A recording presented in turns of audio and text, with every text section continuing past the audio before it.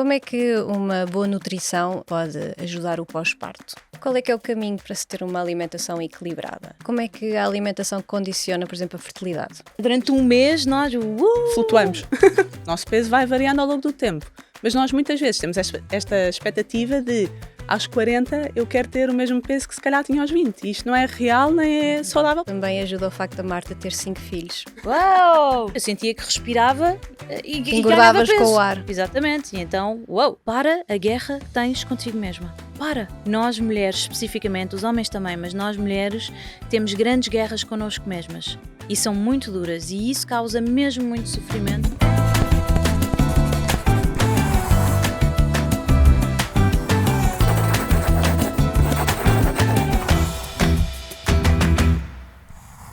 Dizem que há temas sobre os quais não fica bem falar, mas fica.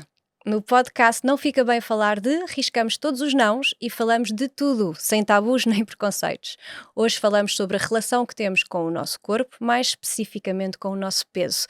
Como é que o peso pode variar ao longo da nossa vida e como é que estas flutuações impactam a saúde e o bem-estar. Olá, eu sou a Jéssica Ataíde e tenho a Carmo Sousa Lara, empreendedora, uma das vozes mais importantes do movimento Body Positivity, e a Marta Magriço, nutricionista especializada em saúde feminina e fertilidade comigo. Olá, bem-vindas. Olá. Carmo, eu vi que tu deste uma entrevista e que disseste que aos teus 20 anos não tinhas vontade de andar por cá. Queres explicar melhor?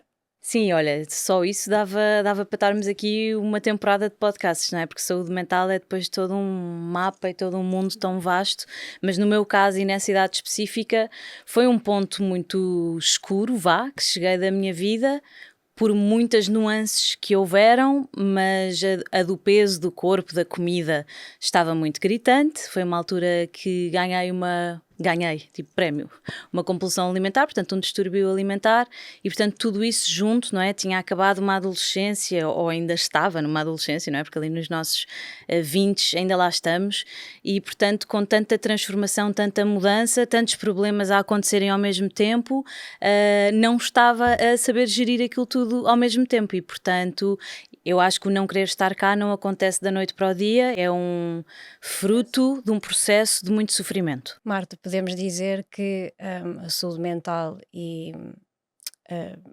as questões do peso estão sempre ligadas uma à outra, não é? Sim, sem dúvida. Eu acho que aqui a questão do peso e desta relação com o peso é algo que nós vamos sentindo ao longo da nossa vida e desde muito cedo, não é? Porque nós desde muito cedo temos aqui uma pressão social para caber num determinado número de calças ou vestir determinado tipo de roupa ou recuperar em X tempo aqui a seguir a um parto, não é? E estamos muito condicionadas com isto e vivemos, a maioria das mulheres, não é? Muito em conflito aqui com esta questão e depois temos que perceber que o nosso peso vai variando ao longo da nossa vida. Nós temos fases da vida completamente diferentes, com alterações muito diferentes. Hormonais, não é? Puberdade, só para começar temos um ciclo menstrual todos os meses, não é? Exato, temos um ciclo, nós mulheres temos um ciclo, só começar por aí, não é? Durante um mês nós flutuamos. Portanto, só começar por aí. Tem impacto do peso. Sim, sem dúvida alguma. Ou seja, o nosso peso vai variando ao longo do tempo.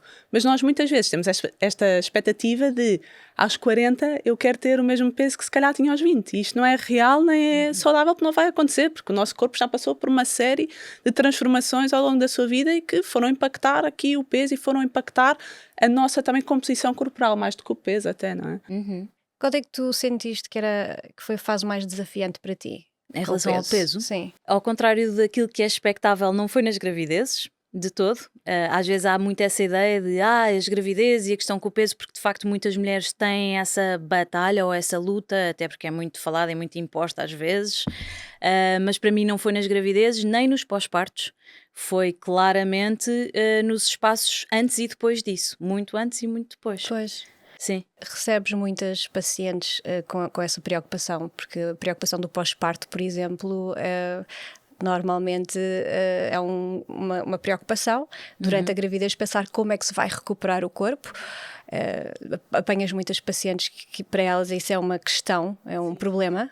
Sim, eu tenho muitas pacientes que chegam à consulta da grávida e a lógica é, eu venho a esta consulta porque eu não quero aumentar muito peso ao longo da gravidez e por depois a seguir recuperar vai ser muito mais difícil, não é? E eu acho que é preciso explicar que este ganho de peso ao longo da gravidez é um ganho que é necessário, não é? Isto é fisiológico, é necessário. Nós ganhamos efetivamente aqui massa gorda para permitir que o bebê cresça, por um lado, e depois, por outro lado, para também preparar a fase do parto e a fase da amamentação. Portanto, essa gordura que nós ganhamos é precisa e este peso que nós ganhamos ao longo da gravidez não é só para nós, não é? É uma parte para o bebê, é uma parte para a placenta. Eu explico sempre isto. E olha, não se preocupe, uma parte para a placenta, uma parte para o bebê, uma parte para o líquido amniótico. Portanto, não é tudo para si. E a seguir temos tempo para recuperar. Também não é realista achar que aquilo que nós levamos 9 meses a ganhar, que vamos perder em 3 semanas. Promove-se muito isso, e isso é muito Exatamente. Cruel e não é verdadeiro. E acho que Exatamente. também ajuda o facto da Marta ter 5 filhos. E falar com mulheres que quando engravidam, perceberem este pós-parto, mas também deve apanhar pacientes que querem emagrecer da noite para o dia. E quando isso acontece, o que é o teu maior conselho? Primeiro, provavelmente explicar que não será saudável fazer isso, não é? Sim, não é de todo saudável e mais do que não ser saudável, não é duradouro. Uma perda de peso, quando é muito concentrada num curto espaço de tempo, o mais provável é que seja feita de uma forma desequilibrada, de uma forma muito restritiva que ninguém consegue manter a vida toda. Portanto, o meu objetivo, eu explico sempre isto, o meu objetivo é que não andem em ioiôs e que não precise de mim a vida toda. Eu não quero que precise de mim a vida toda, pelo contrário. Eu quero que construa uma relação saudável com a comida, uma relação saudável com o seu peso, uma relação saudável com o seu corpo, e quando deixar de lutar contra o seu corpo e começar a ser tal como ele é, a cuidar dele, isto é um processo que se vai fazendo devagar e que se mantém. Quando estavas grávida, não te preocupou?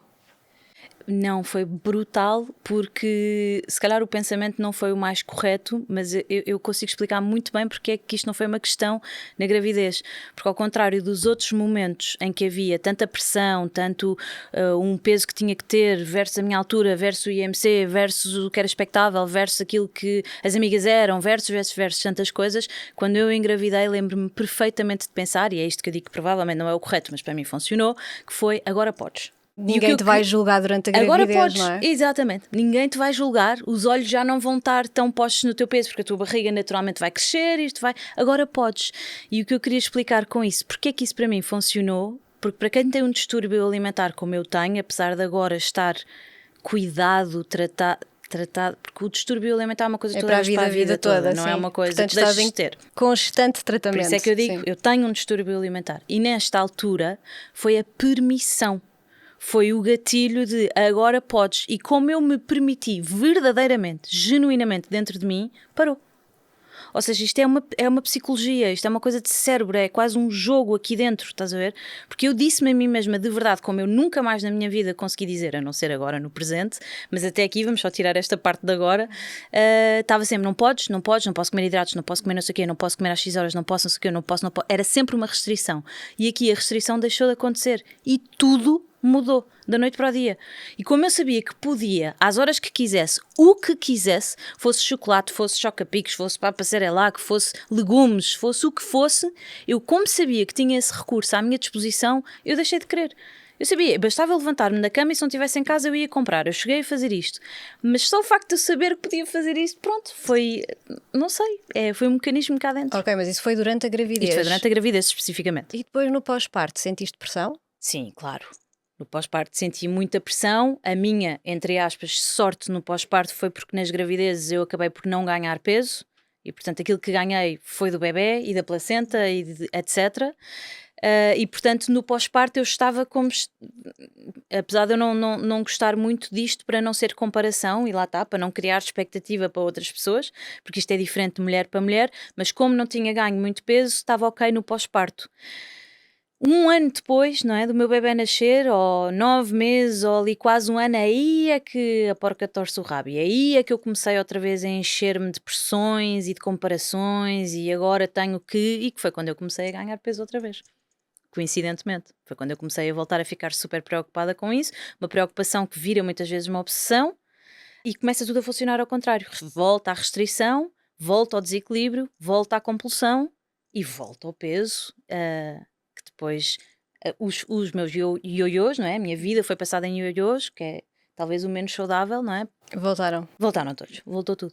Como é que uma boa nutrição pode ajudar o pós-parto? A nutrição é fundamental no pós-parto porque vai ajudar aqui a parte dos processos de cicatrização, independentemente de ser um parto por cesariana ou um parto vaginal, o nosso corpo passou por muitas alterações e, portanto, aqui uma nutrição adequada, com um bom aporte proteico, com um bom aporte, por exemplo, de nutrientes como o zinco, como o selênio, vai otimizar aqui este processo de cicatrização e depois também vai facilitar, não nos podemos esquecer que é uma altura muito delicada, não é?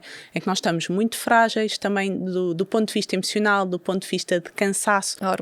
Hormonal. E, portanto, se eu tiver uma alimentação adequada, rica nestes nutrientes e com menos processados possível, alimentos mais saudáveis, mais naturais, também me vai facilitar mais esta gestão do cansaço e mais este equilíbrio emocional. E mais este equilíbrio hormonal, que no primeiro mês e meio, anda ali um bocadinho confuso e depois vai estabilizando ao longo do tempo, não é? E como é que a alimentação condiciona, por exemplo, a fertilidade? Então, condiciona a fertilidade porque a alimentação tem um impacto muito direto aqui na parte até da regulação do ciclo menstrual, não é? Nós utilizamos, ao longo do nosso ciclo, temos estas variações todas hormonais e utilizamos os nutrientes aqui de maneira diferente. Portanto, numa fase inicial, se calhar numa fase menstrual, precisamos mais aqui da parte do ferro, numa fase ovulatória precisamos de mais de bons hidratos de carbono, numa fase lútea vamos precisar de mais aporte proteico, portanto, nós utilizamos isto de maneira diferente. E se tivermos tudo feito de forma equilibrada, vamos equilibrar esta componente hormonal, vamos ter um ciclo menstrual, um ciclo ovulatório otimizado e isso vai facilitar a nossa fertilidade, quer seja para engravidar, porque vai reduzir aqui o tempo que nós vamos precisar para alcançar uma concepção, quer seja para nos mantermos estáveis, ou seja, reduzir, por exemplo, sintomas de síndrome pré-menstrual, reduzir questões relacionadas, por exemplo, com síndrome de ovários poliquísticos, questões relacionadas com a parte da endometriose. Portanto, a alimentação tem um impacto, e tem-se sabido cada vez mais disto, não é? Tem um impacto muito grande nesta parte toda do equilíbrio, no fundo. Quando é que tu percebeste mesmo que tinhas um problema e quais é que foram os passos seguintes? Portanto, que idade é que tinhas? Quando percebeste que claramente... A minha obesidade ou... Obesidade, ou neste caso, como nós dizemos, anda de mãos dadas com a saúde mental, não é? Portanto, que havia alguma coisa que em ti não estava bem, além do teu peso... Porque isso provavelmente olhavas-te ao espelho e era a primeira coisa que vias, porque infelizmente nós somos mulheres e comparamos-nos umas com as outras, não é? Mas já lá vamos às comparações. Sim. Que idade é que tinhas? Eu acho que eu dividia isto por fases, mas foi na minha adolescência que isto começou a tornar-se um problema, a questão do peso. Pediste ajuda? Não imediatamente. Ou seja, eu comecei a fazer terapia com 21, 22 anos, por minha vontade, porque foi aí que senti que havia qualquer coisa que não estava bem, não estava a funcionar aqui num plano geral da minha vida, não necessariamente só em relação ao peso e ao corpo. Na adolescência foi quando eu comecei as tais comparações e a querer corresponder, que era para não ser diferente, não é? Dos meus pares, fosse das minhas amigas, da minha família, das mulheres que eu conhecia, que eram referências para mim. E como eu tendia para destoar por ter mais peso, por ser mais larga, por ser maior, mais volumosa, naturalmente, geneticamente, mas aí começou o ioiô e começaram as dietas restritivas. Isso era o meu pedido de ajuda na altura, ou seja, era procurar nutricionistas e pessoas que me conseguissem ajudar, mas sempre a perder peso, sempre a fazer dieta. Eu não gosto de todo de culpar estas pessoas que tiveram na minha vida, mas de facto não eram os acompanhamentos que eu precisava. Eu precisava de um discurso aqui mais próximo deste que nós estamos a ter, e de saúde mental e de saúde física. Sim, mas os tempos também mudaram, não é? E cada vez mais falamos sobre estes temas, e eu acho que... Exatamente. Por isso é que é importante falar, não é para culpar, não é para dizer aquela que tiveram na minha vida, fizeram uma data de disparates, trataram-me super mal.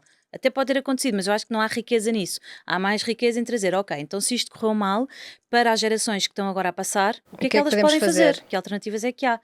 Em relação à minha obesidade, é muito recente.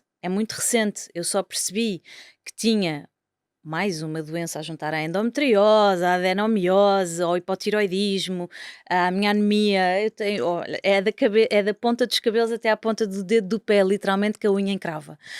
Mas só percebi isso muito recentemente, quando já nada das dietas e das coisas que eu fazia resultavam. E eu estava mesmo a fazer a sério. E portanto aí é que, ou seja, estamos a falar a coisa de 1, 2, 3 anos da minha vida, não mais do que isso. O que é que está a funcionar? O que é que não está a funcionar? Porque é que o meu corpo me está a desobedecer. Eu dizia que era desobedecer e não estava de todo a desobedecer. porque isto estava a entrar aqui nos eixos que se desalinhavam. Eu privava-me, eu comia alface, eu bebia um iogurtinho, eu não fazia mais do que isto, e o meu corpo continuava a cavalgar e a ganhar peso. Eu disse, mas o que é que se passa? Eu tenho força de vontade, eu estou a fazer as dietas, eu estou a portar-me bem, a fazer as normas todas E do que é nem suposto, assim e estavas nem a assim, chegar aos teus objetivos. sim, eu sentia que respirava e ganhava Engordavas peso. com o ar. Exatamente, e então, uau! Claro, mas por exemplo a tiroide é um fator hipotiroidismo.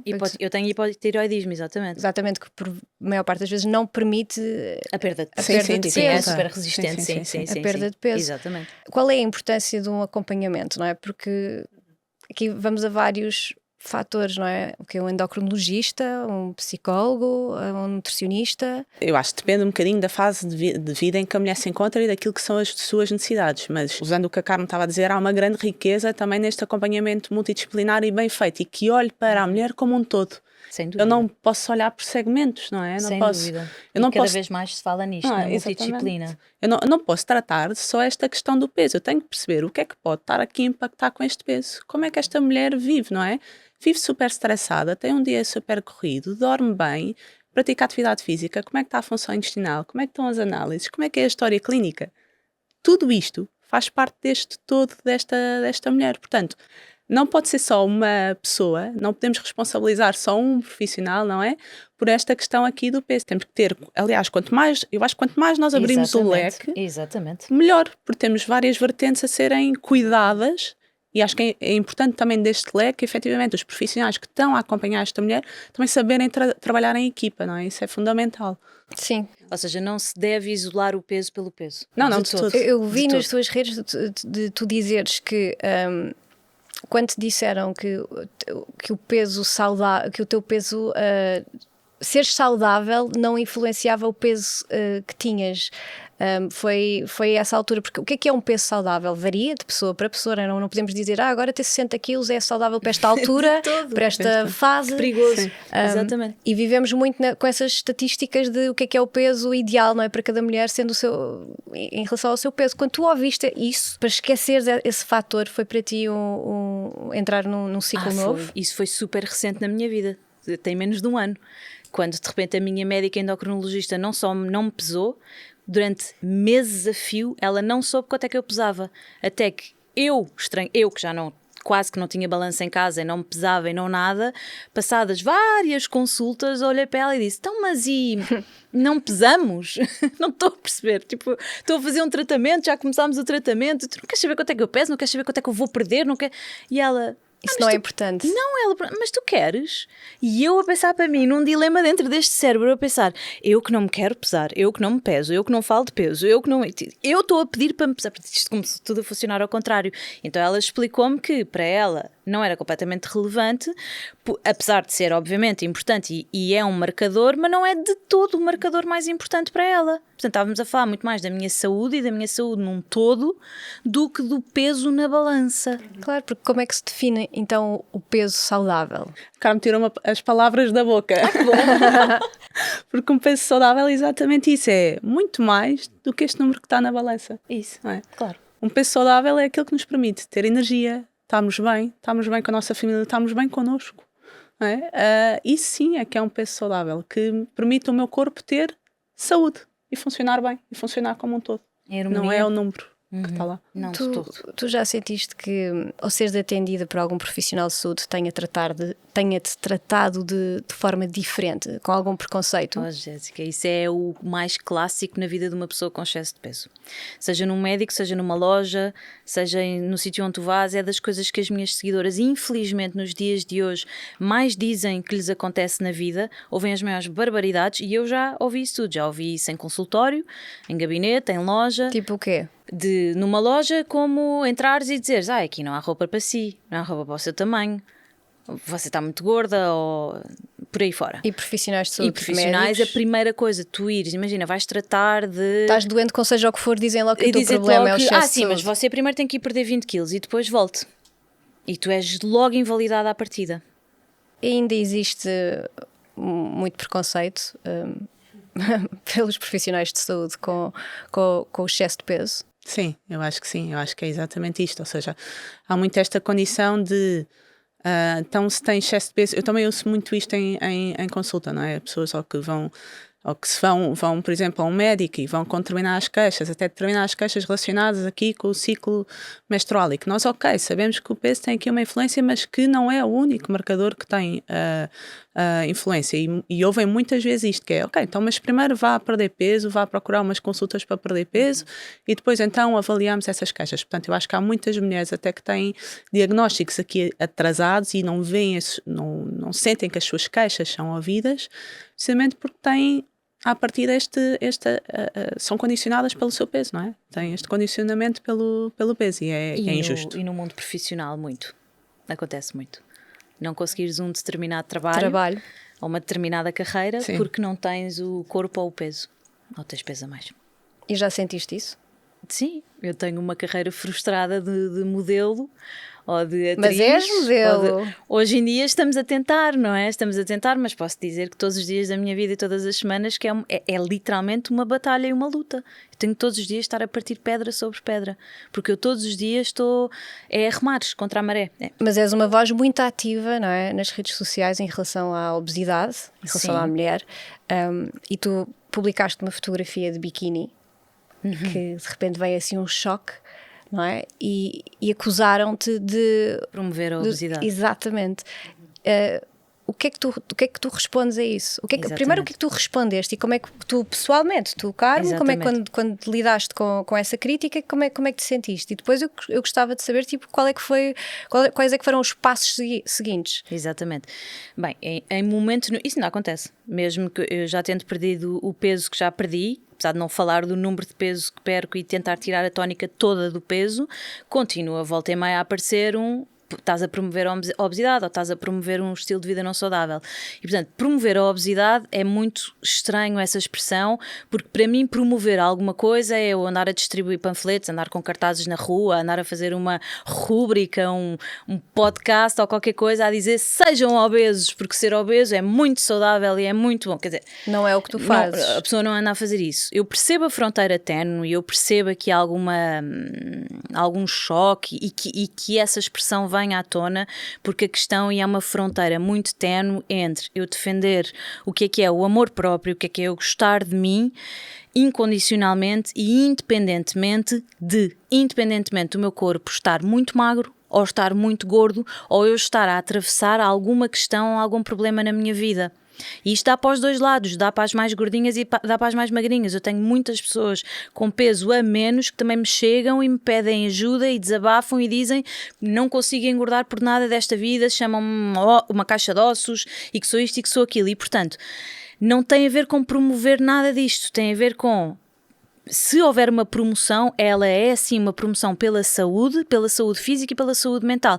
E a questão é, como é que eu posso não gostar de mim e de quem é que eu sou, que aconteceu durante muitos anos na minha vida, ao contrário daquilo que as pessoas achavam, porque olhavam e viam os lindos olhos azuis e que eu gostava muito de mim própria. Eu não gostei de mim própria durante a maior parte da minha vida até agora, e isso é super agressivo. E portanto, quando eu passo a gostar de mim própria, quando eu passo a conseguir publicar fotografias minhas, quando eu consigo usar um biquíni que não usei durante anos da minha vida e falar sobre isso e mostrar isso com orgulho, dizem-te que tu estás a promover a obesidade. Não, eu não estou a promover a obesidade, eu estou a tentar o máximo possível promover literacia em saúde física e mental, e por isso é que eu falo das doenças que tenho e da obesidade, que é para se perceber que é uma doença e que tem tratamento, mas paralelamente a isso eu não vou odiar o meu corpo porque ele estava quase com 100 quilos, porque eu estava doente nessa altura, mas a esforçar-me diariamente para conseguir alcançar a saúde. Estas comparações que existem nas redes sociais, não é? Passamos todas por elas e é inevitável quando nós dizemos eu não me comparo, eu não vejo. Nós vemos sempre. A comparação é inata ao ser humano. É, completamente. Apanho muitas pacientes que vêm a dizer eu quero ficar como esta que vi aqui, ou eu estou a seguir a página daquela e ela fez uma dieta que em 2 semanas ficou com menos 15 quilos, porque é que eu não posso fazer isso ou como é que eu posso fazer isso? Eu trabalho mais aqui a parte da fertilidade e apanho isso muito também dentro da área da fertilidade, não é? Ou seja, eu vi aqui que era preciso fazer este suplemento, ou vi aqui que esta e esta dieta ou esta e esta opção alimentar me iam ajudar aqui nesta questão, e há muito o questionar o profissional de saúde.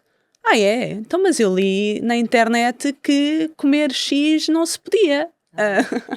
Há muito isso, não é? Então às vezes parece que nós é que não percebemos nada do assunto. Portanto, sim, há muita informação online, não é? Há muita desinformação e há muito esta comparação que estávamos a falar, não é? E este querer fazer igual ao que os outros estão a fazer. Mas aquilo que os outros estão a fazer pode não ser aquilo que é preciso para mim, não é? Nós sabemos que há vários trends. Há muitas trends. Nós andamos sempre a balançar historicamente entre os padrões e os padrões de beleza.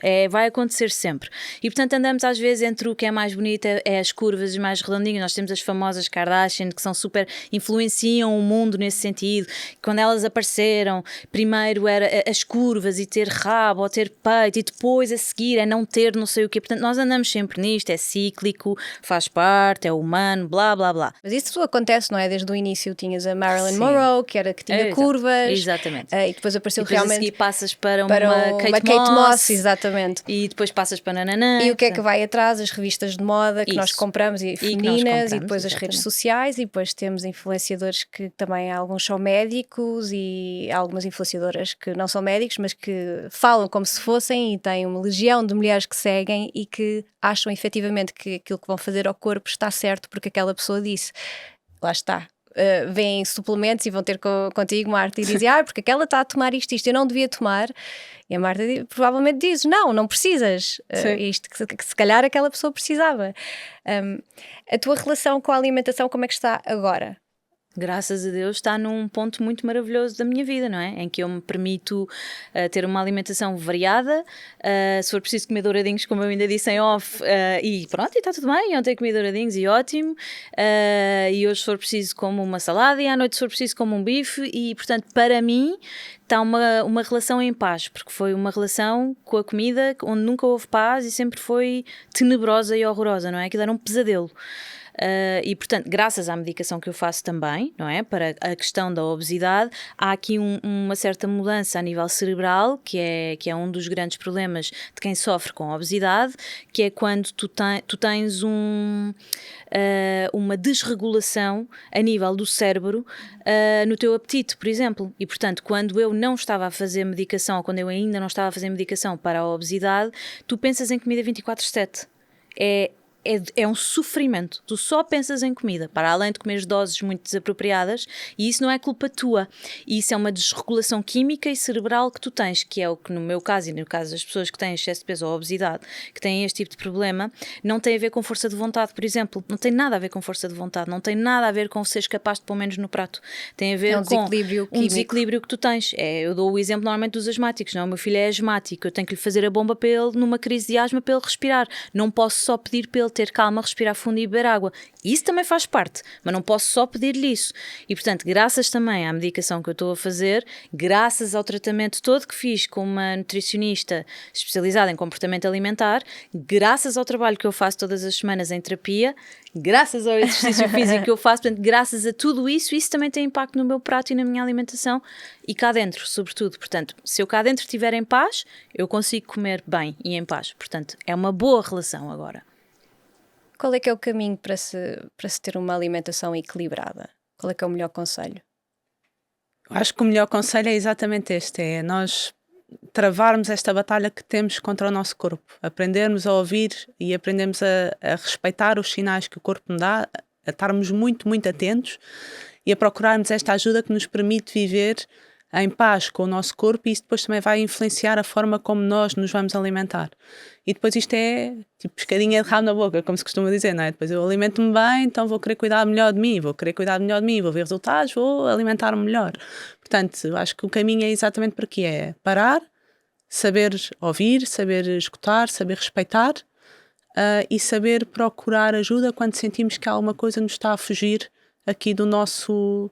não diria controle, mas da nossa paz, não é? Que nos está a tirar aqui a nossa paz. E eu acho que isso é um caminho que vai buscar aqui esta parte da alimentação saudável. E sobretudo, desculpa-me interromper, mas isto que tu já referiste 2 vezes, esta questão do a paz com o corpo, fazer as pazes, o parares uma guerra que tu levas a vida toda, por muito clichê que possa parecer, ou muito, tá bem, agora hoje vou gostar de mim, vou dar um abracinho e dar umas palmadinhas.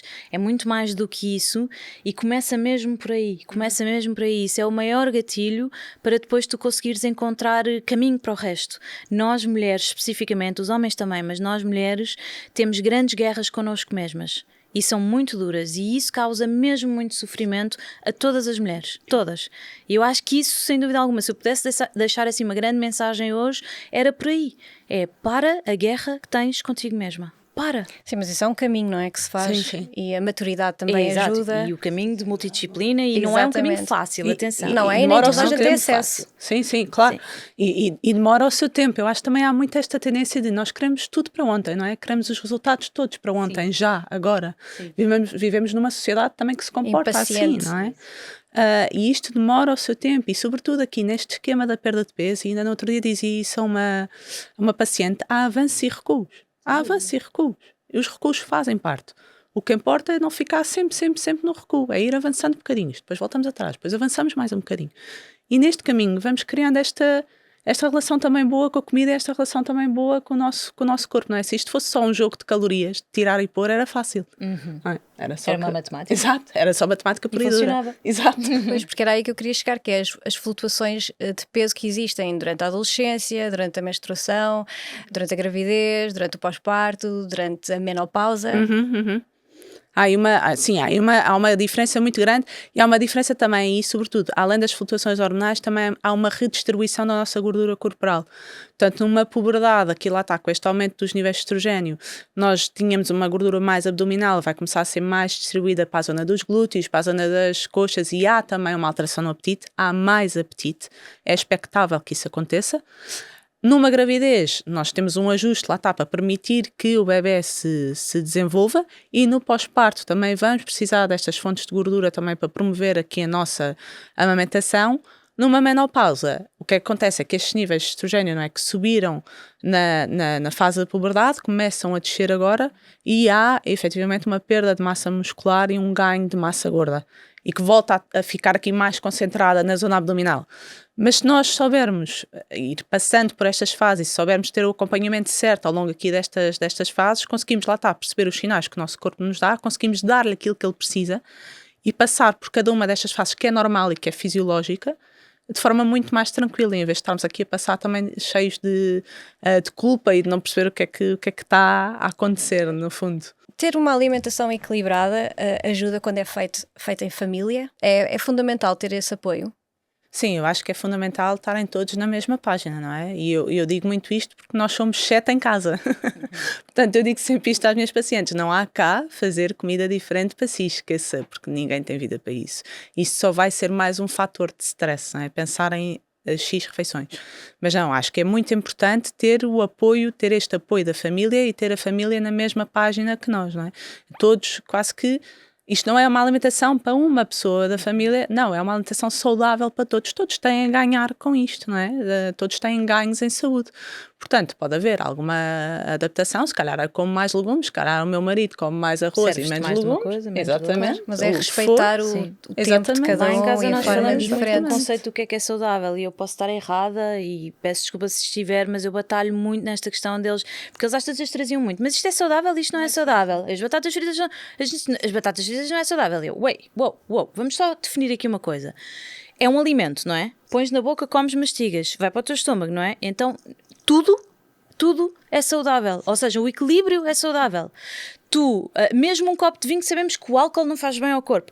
Ou seja, mas eu já lhes dei esse exemplo para eles verem, das batatas fritas, porque eles gostam de batatas fritas, para eles perceberem que tudo que seja um alimento, ou seja, não vamos pôr aqui rótulos e títulos nos alimentos. Isso é que é perigoso, porque eles aí é que começam um discurso de isto é mau, isto é bom, isto não posso, isto posso, e é aí que começa.